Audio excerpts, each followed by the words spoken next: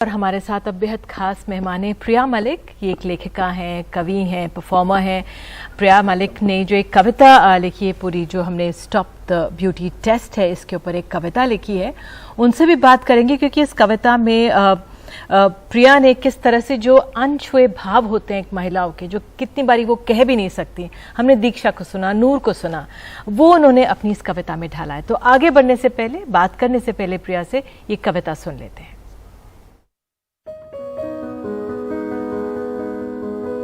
इस खूबसूरती के बदसूरत टेस्ट का क्वेश्चन पेपर किसने बनाया है?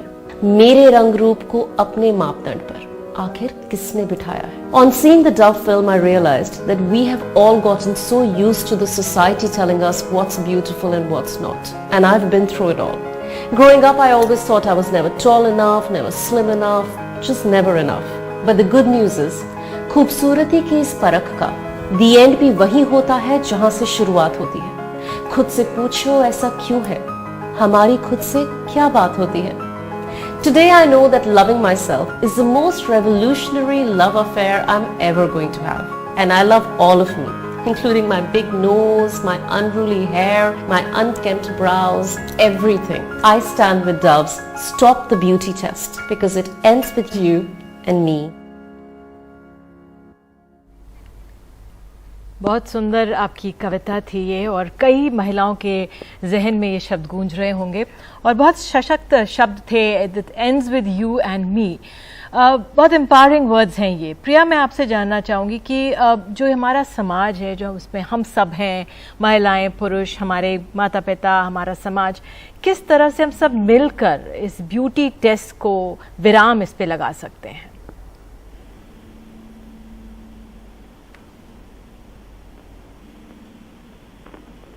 Please unmute yourself. You're muted, प्रिया, हम आपको सुन नहीं पा रहे हैं। Unmute yourself. Can you hear me now? जी। हाय, बहुत बहुत शुक्रिया। मैं कहना चाह रही थी कि बहुत जरूरी है कि ये शुरुआत एक इंट्रिंसिक तरीके से, यानी कि एक अंदरूनी तरीके से जब ये चेंज होता है हमारा ब्यूटी का स्टैंडर्ड, बिकॉज 7 साल की उम्र में हमारा 90% ऑफ सबकॉन्शियस माइंड डेवलप हो जाता है। तो जब हम देखते हैं अपने सामने कि अगर कोई गोरा बच्चा है तो हमारे माँ बाप कह रहे हैं हाय देखो ये कितना सुंदर है, और ये चीज किसी उस बच्चे के लिए नहीं कही जा रही जो बच्चा गोरा नहीं है। हम वहीं से इसकी शुरुआत कर लेते हैं। I grow up in a joint family और हम सब 16 कजिन्स थे साथ में, और हम सबका आपस में इतना ज्यादा कंपैरिजन होता था। कौन कितना गोरा है, किसके शरीर पे कितने बाल हैं, कौन सी लड़की के बाल स्ट्रेट है, किसके घुंघराले हैं, बच्चों की हाइट क्या चल रही है, किसकी बेटी लंबी, तो it all start in a very internal way सबसे पहले। उसके बाद ऑब्वियसली हमारा जो इमीडिएट समाज, यानी कि हमारा परिवार, हमारे फ्रेंड्स, जिन लोगों से हमारी रोजमर्रा के बेसिस पे बातचीत होती है, और उसके बाद आता है बाहर का समाज। तो सबसे पहले शुरुआत होती है वो परिवार में ही होती है। एंड आई थिंक वहीं पे एक पूर्ण विराम लगना चाहिए, for the lack of a better phrase. And I think that's extremely important. हम इतने कॉलोनाइज्ड हैं, I think as a nation भी, when it comes to ideas of beauty. हमें यूरोसेंट्रिक ब्यूटी की इतनी आदत है, तो कहीं ना कहीं वो हिस्ट्री भी समझना कि ये कहाँ से शुरुआत हुई, कि हाँ लड़की जब गोरी होगी, लंबी होगी, कंजी आंखें होंगी, सीधे बाल होंगे, तभी सुंदर कहलाई जाएगी, वो सब चेंज होना बहुत जरूरी है। एंड बिकॉज अभी एक न्यूज चैनल पे बात कर रही हूँ, तो ये भी कहूंगी कि मीडिया में रिप्रेजेंटेशन बहुत ही ज्यादा अहम है। आई डोंट नो अभी तक इस बारे में किसी ने बात करी है या नहीं, क्योंकि छोटे छोटे बच्चे भी टीवी देखते हैं, तो उनको भी देखने चाहिए right. कोई उनके जैसे। Very true, very true. Priya Malik, you really are amazing voice for so many women, younger and older women, and you have such a huge presence and influence on social media, which is the way to go now. Your poetry kind of expresses what women feel, but often can't themselves find the words for. So how do you use that voice, that unheard voice, to tackle these deep-rooted biases that you express and try and solve? It's a huge responsibility on you, isn't it?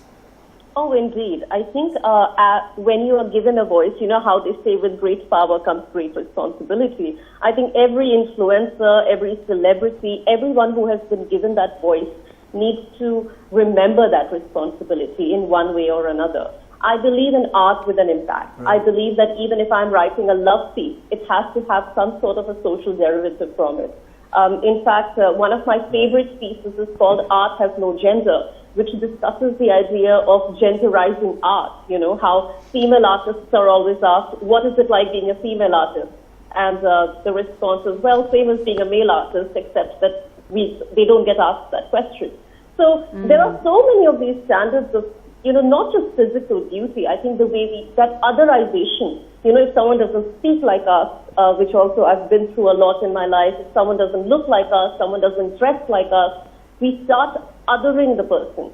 And I think that xenophobia needs to change. We need to, and I love the Dove campaign specifically because it talks about how differences make us beautiful.